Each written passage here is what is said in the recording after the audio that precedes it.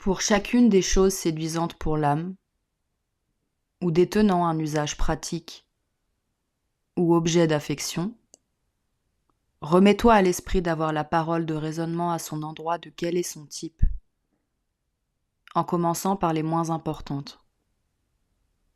Si tu affectionnes un pot de terre, tiens la parole de raisonnement. J'affectionne un pot de terre. Se cassant alors, tu ne seras pas agité mentalement. Si tu donnes amoureusement un baiser à ton petit que tu instruis, ou à ta femme, tiens la parole de raisonnement que tu donnes amoureusement un baiser à un individu mortel. Celui-ci mourant alors, tu ne seras pas agité mentalement.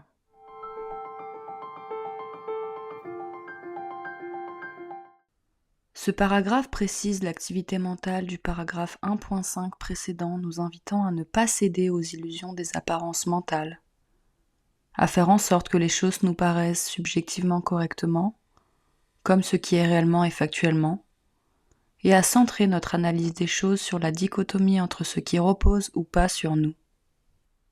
Mais alors que le paragraphe 1.5 portait sur le cas de choses apparaissant illusoirement, à travers la reprise mentale erronée qui leur est associée, comme des mots à éviter absolument, la présente section porte sur le cas de choses apparaissant tout aussi illusoirement, à travers une reprise mentale erronée à nouveau, comme des biens, des choses séduisantes pour l'âme, apportant un usage pratique ou objet d'affection à absolument désirer, par exemple, que sa famille soit toujours en bonne forme, gagner de l'argent.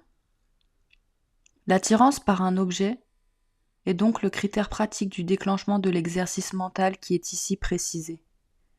Face à l'apparence séduisante associée à une chose extérieure, il nous faut faire en sorte que cette chose nous paraisse subjectivement de façon conforme à la production naturelle des choses, telles qu'elles sont intrinsèquement, ce qui nécessite d'avoir la parole de raisonnement à son endroit consistant à s'interroger sur son type propre, c'est-à-dire comprendre que cette chose attrayante est une entité régie par un ordre naturel du monde qui ne repose pas sur nous, et donc qu'elle n'est pas un bien à désirer de façon absolue afin de pouvoir être heureux via elle.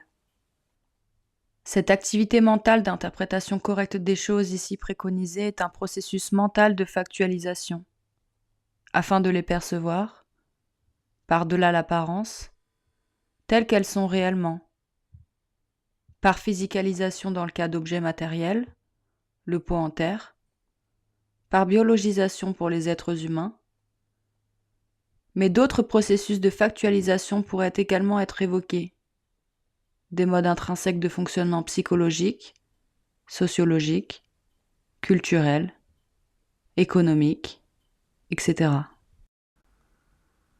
Un autre aspect pratique de cette activité mentale ici proposée est à souligner. D'une part, l'anticipation du cours inéluctable de l'ordre des choses, se cassant, celui-ci mourant, nous dit Épictète, et d'autre part, le fait de se mettre en paix avec cela. En effet, les choses aimées, de par leur production naturelle propre, d'être matérielles, biologiques, etc., qui ne dépend pas de nous, viendront, à n'en pas douter, à cesser d'exister ou d'être dans une configuration spontanément désirée. Cette interprétation factuelle et cette préparation mentale nous permettant de ne pas plonger dans l'agitation intérieure, le moment venant de la fin de ces objets séduisants.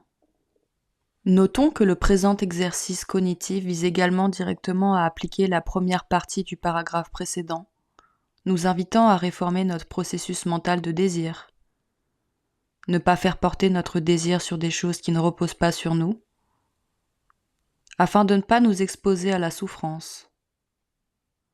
Les deux types d'éléments ne reposant pas sur nous, ici pris comme exemple, relevant de la catégorie du corps et de l'acquisition matérielle.